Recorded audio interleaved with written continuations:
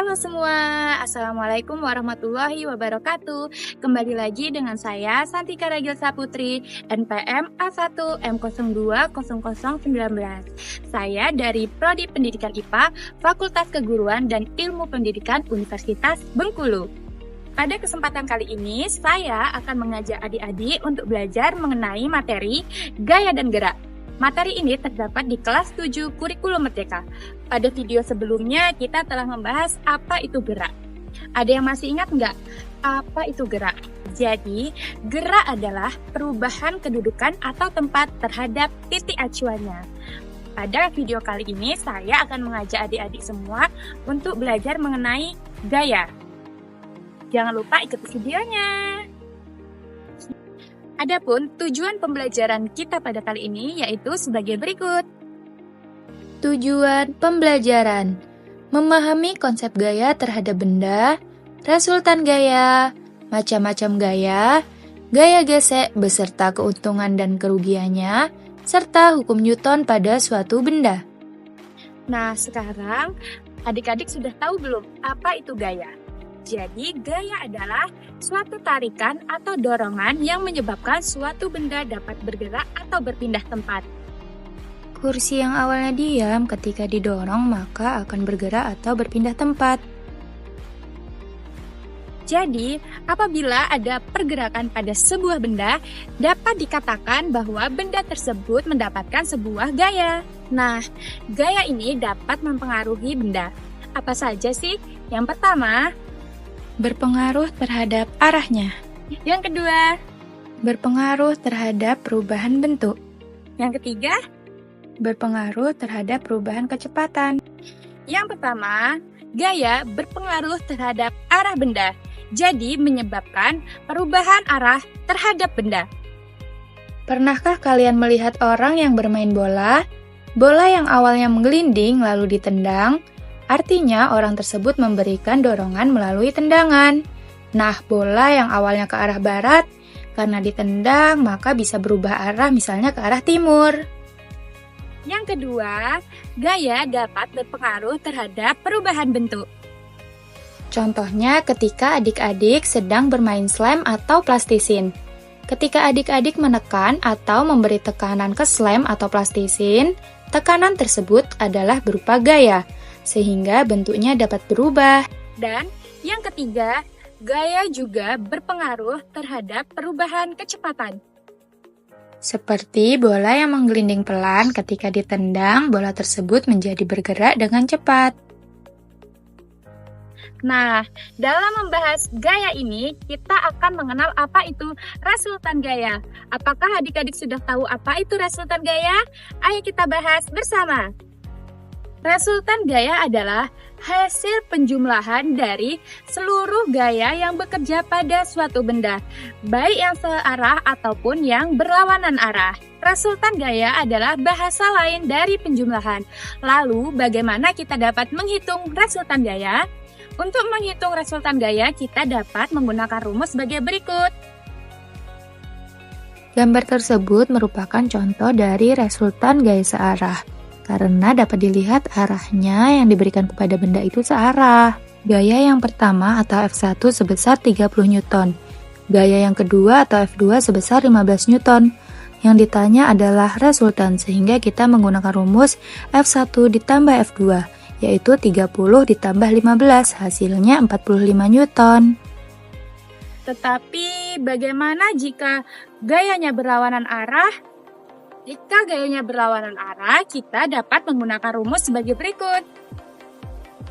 Panah pada gambar menunjukkan gaya yang berlawanan arah, yaitu F1 atau gaya yang pertama sebesar 55 ke arah kanan, sedangkan gaya yang kedua atau F2 sebesar 60 ke arah kiri. Jadi dapat kita tuliskan F1 sama dengan 55 Newton, F2 sama dengan 60 Newton. Yang ditanya adalah resultan, jadi kita menggunakan rumus R sama dengan F1 plus min F2 sama dengan 55 ditambah min 60 sama dengan min 5 ke arah kiri. Karena hasilnya min, maka dapat kita tulis ke arah kiri ya. Berikut merupakan contoh resultan gaya searah. karena gaya yang diberikan oleh orang pertama dan gaya yang diberikan oleh orang kedua searah. Selanjutnya ini merupakan resultan gaya berlawanan arah, karena gaya yang diberikan orang pertama ke arah kanan dan gaya yang diberikan oleh orang kedua ke arah kiri. Jadi, nilai plus atau min pada gaya itu hanya menandakan arahnya saja. Lalu, apakah gaya dapat bernilai 0? Ya, mungkin saja. Hal ini bisa terjadi jika dua orang memberikan gaya yang sama besar dengan arah yang berlawanan, maka besar gaya sama dengan 0. Sekarang adik-adik perhatikan video berikut. Ini merupakan macam-macam dari gaya. Ketika adik-adik mendorong kursi, pernahkah terdengar suara krek, krek yang dihasilkan kursi dan lantai? Ini terjadi karena adanya gaya gesek. Gaya gesek adalah gaya yang ditimbulkan oleh dua benda yang saling bergesekan dan arahnya berlawanan dengan arah gerak benda. Biasanya semakin licin lantai, maka gaya gesek yang dihasilkan semakin kecil, sehingga bunyi dari gesekan semakin kecil atau bahkan tidak terdengar. Selain gaya gesek, ada pula gaya gravitasi.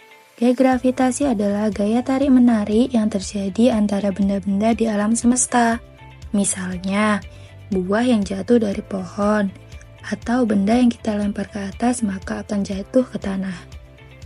Kemudian gaya magnet, yaitu gaya tarik-menarik atau tolak-menolak yang timbul antara partikel-partikel bermuatan listrik karena gerakannya, misalnya paku dan magnet.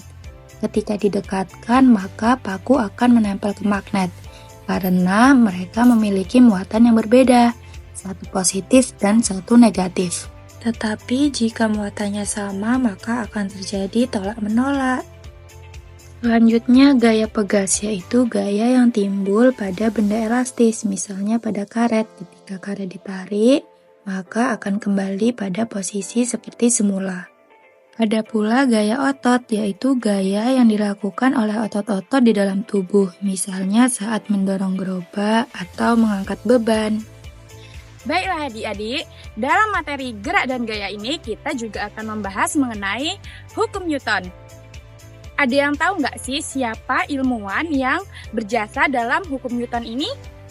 Ya, jadi ilmuwan itu bernama Isaac Newton, seorang ilmuwan yang berasal dari Inggris. Adik-adik di sini tahu nggak sih hukum Newton itu ada berapa? Ada 3 ya adik-adik. Yang pertama ada hukum Newton 1, ada hukum Newton 2, dan ada hukum Newton 3. Yang kali ini kita akan membahas mengenai hukum Newton 1 terlebih dahulu. Bunyi dari hukum Newton 1 ini yaitu jika gaya total yang bekerja pada suatu benda bernilai 0, maka benda yang diam akan tetap diam. Dan benda yang bergerak lurus akan tetap bergerak lurus dengan kecepatan yang tetap. Contohnya yaitu sebagai berikut. Contohnya saat naik motor yang bergerak cepat lalu direm, maka penumpang akan terdorong ke depan. Selanjutnya kita masuk ke hukum Newton 2. Ada yang tahu apa sih bunyi hukum Newton 2 ini? Jadi bunyi dari hukum Newton 2 ini yaitu percepatan yang dihasilkan oleh resultan gaya yang bekerja pada suatu benda sebanding dengan resultan gayanya dan berbanding terbalik dengan massa bendanya. Contoh dari hukum Newton 2 ini yaitu sebagai berikut. Mobil yang melaju kencang di jalan raya akan mendapatkan percepatan yang sebanding dengan gaya. Hal ini berbanding terbalik dengan massa mobil tersebut. Semakin besar benda atau mobil, maka semakin besar pula gaya yang dihasilkan. Sehingga biasanya mobil yang berukuran lebih kecil akan mudah membalap karena massanya lebih ringan. Sekarang kita masuk ke hukum Newton 3. Adapun bunyi dari hukum Newton 3 ini yaitu jika suatu benda mengerjakan gaya pada benda lain, maka benda yang kedua ini akan mengerjakan gaya pada benda yang pertama, yang besarnya sama dengan gaya yang diterima tetapi arahnya berlawanan. Contohnya yaitu sebagai berikut. Saat kita mendorong dinding, maka kita bisa merasakan tekanan yang sama besarnya dengan kekuatan yang kita berikan ke dinding tersebut. Kekuatan yang kita beri ke dinding disebut gaya aksi, sementara kekuatan yang kita rasa dari si dinding disebut gaya reaksi. Sekian vlog pembelajaran mengenai materi gaya. Semoga video ini dapat membantu adik-adik dalam memahami materi gerak dan gaya. Terima kasih sudah menonton. Wassalamualaikum warahmatullahi wabarakatuh. Dadah!